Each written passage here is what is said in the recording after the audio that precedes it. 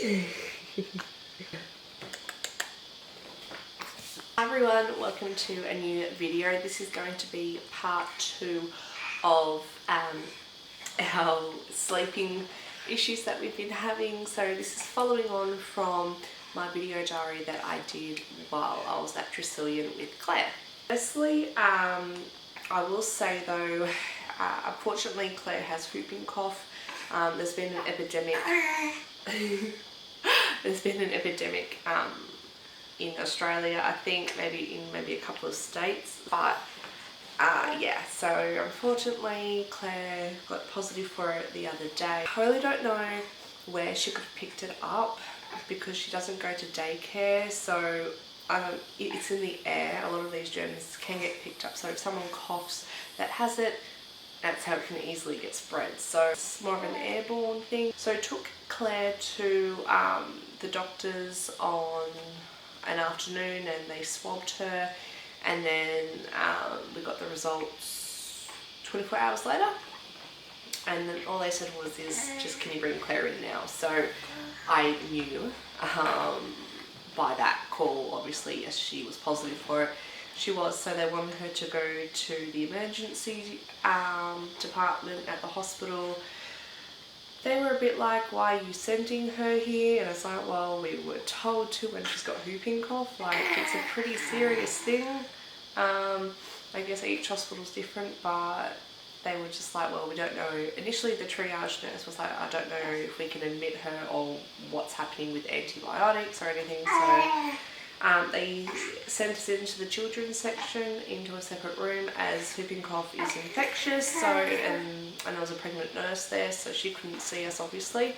So we waited, and the paediatricians came in that had been seeing her anyway to do with her other health issues. At least it was nice to see some familiar faces for her. Yeah.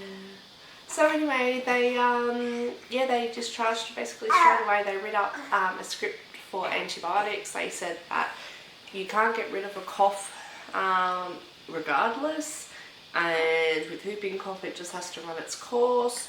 So the antibiotics is to stop the infection from spreading. So she has to be basically away from the public for 5 days while on the antibiotics, which are a 5-day course. So our Ellie got swabbed as well. That came back negative, so that's great. She does have a cold and a cough, but I think it's more viral. Yeah, so it just really sucks because I noticed for a good week, and we took her to her normal GP and just dismissed it, you know, and you trust your GP. Would like them to think, okay, yeah, if a little baby's come in with a pretty nasty cough, yeah, it won't hurt to get a swab. So we got a second opinion, and that's when they did the swab. So the cough is in fits.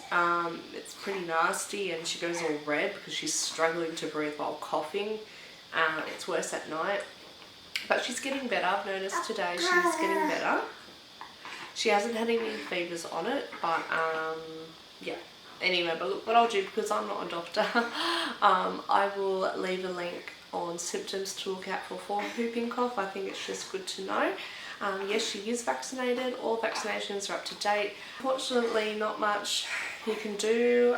If she was very severe, then she'd be hospitalised, but she's still bad, of course, but obviously they thought, well, there's not much we can really do for her. So as they always say, if it gets worse, bring it back. So yeah. So anyway, that's that. Now back on to our topic of getting help for sleep. They were fantastic. They're the nurses. Straight out they say to you, look, we're here, but we're not here to take over. So what they do, they let you get on with your daily routine. Obviously, if there's something in there that they feel you may benefit from it, they will. They will say, look, how about you do this? How about you do that? They suggest things. They do not tell you what to do. Claire's bottles, I started to give her, I think, about 210 mils, but she wasn't having the full thing. So they're like, well, just give her the 180 mils because it's just wasting formula then. So we've dropped the bottle size down to 180, and her bedtime bottle I do 210. That just seems to be when she takes more milk. and solids. So she has breakfast and dinner. I don't know why I've done it like that. I can't remember with Ellie whether I did. I definitely breakfast start first and then lunch. I can't remember with Ellie, but yeah, with Claire we have a rice cereal by Rafferty's Garden. They're really nice. I don't use Sparrows as it's not very nice tasting, I believe. And then dinner is vegetable puree with Ellie. I made everything from scratch with Claire.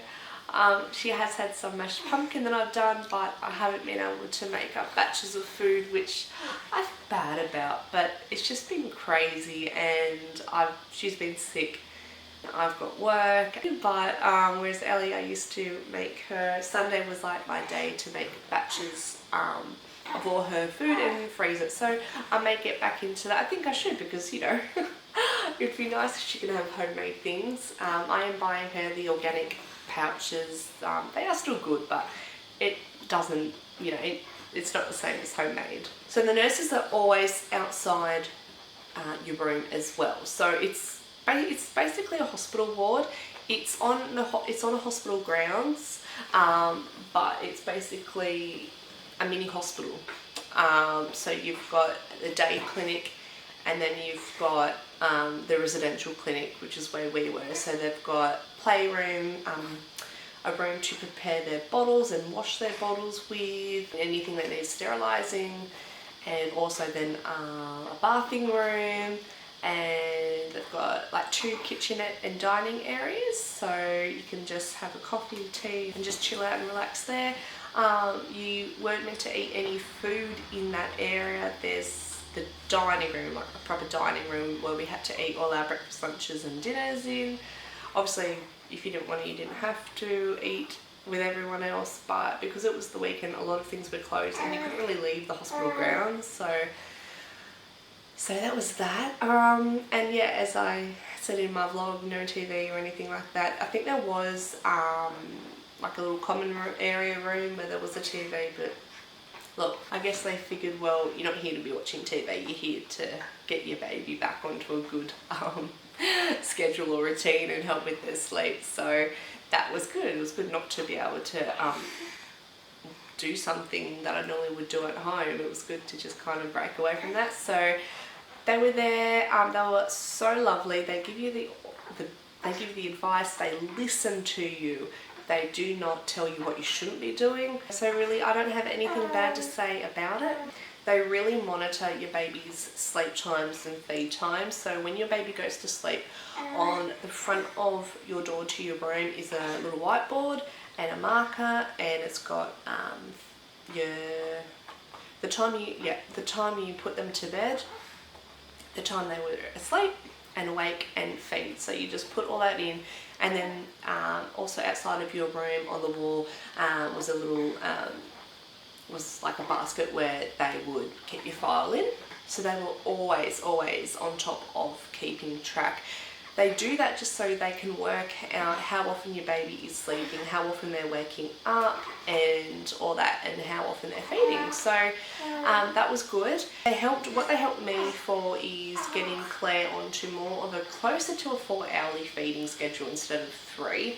Obviously, you decide to look 3 to 4 hours, but try and aim for that 4-hourly feeding schedule. That's during the day, so that's what we're doing. That's been working out fine. Obviously, if she's been hungry, well, you just got to feed them, but because she's on solids now, she's been coping fine. With her sleep times as well, what was good was if Claire had an hour or say an hour and 15 minutes sleep, they say, look, just leave her. So when they first cry or start to talk to themselves, don't go in straight away, because that's what they expect us to do. As soon as I make a noise, oh, here comes mum or dad or whoever. So what I do is I just let her stir in a cot for a bit, even for like a good 10 minutes. Like, again, it's depending on cries. So, and then zip. So really, you leave them for X amount of time, and then if they're not going back to sleep, then you get them up. But you're just kind of letting them know that you're not jumping to them instantly. You're giving them the chance to fall back asleep. So really, anything under an hour and a half, one of the nurses said that yes, she could do with some more sleep. So that's what you go with. Now, they don't do controlled crying. What they call it as response crying or responsive crying. So yes, you leave your child to, I guess, grizzle and try and get themselves to settle for a certain amount of time. But as soon as their cries elevate and it's constant, you go in. Whereas controlled crying is like, okay, regardless, I'm leaving you to cry for like 2 minutes or 5 minutes or 10 minutes, whatever. But this is when you notice they are very distressed, well, you're not going to leave them distressed, you go in. So I hadn't heard of that technique before and it works out fine. One of the nights Claire was grizzly for about 30 minutes. So I put her to bed and she was awake and she wasn't crying. She was making noise but she wasn't upset, and for half an hour.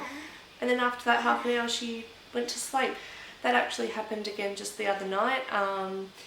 She was awake when I put her down. I gave her her blankie and it took about 20 minutes, but she wasn't crying. She was just like playing with the cot, like the bars on the cot. She likes noise, so she was just scratching the cot and just, you know, looking around, and she took herself off to sleep. So you know, they've really helped me to know that, okay, don't jump to her straight away, let her settle. And the one thing that does settle her is her blankie. Also us picking her up and rocking her if need be. They're the only two things that will settle her. So she doesn't really respond to us, so like she's in the cot, putting her in the cot and stroking her forehead. She doesn't really do that, and she doesn't use the dummy anymore, so lovely. If she used the dummy still, yeah, she would probably respond to being kept in the cot because she's got something soothing her, but she's just so different to what Ellie is. And you know what, if you are struggling with sleep, don't struggle. Seriously, we struggled big time, and we had to wait about, I think it was about 4 weeks. They did let us know it might be about a 6-week wait, but I think it was about 4 or 5 weeks, I can't quite remember. So you know what, and you just do what you can to get your baby to sleep in that time. So that's what we did. Once I knew, okay, well, I'm getting help, I've just got to wait till that, you know, date comes, and then you just do what you have to do to get them to settle. So I didn't care about the dummy at this point. I just gave it to her because I'm like, well, I don't know what else to do. So, you know, and as they understand that too. So they want you to get out of bad habits. But, you know, they don't judge. They will not judge you. As I said as well, you know, and they don't tell you what to do. They suggest things for you that may help. So yeah, that's really been our experience. It was great. Obviously they said, you know, if you need to come back, you can. Our referral is valid for about a month, and after that you will need to get another one. But pretty so far confident she's okay. You know, she's doing really well considering she's got whooping coughs. So yeah, she has been doing really well. You have just drenched your face. Oh, Bubba. Been doing really well considering she's not a very well Bubba. So that's it. So I'm going to leave it here. If you've got any questions for me, leave them in the comments below. And any other video suggestions and any other suggestions that you have for me, let me know as well. Thank you so much for watching. I'll see you in my next one. Bye. Say bye, Bubba. Bye.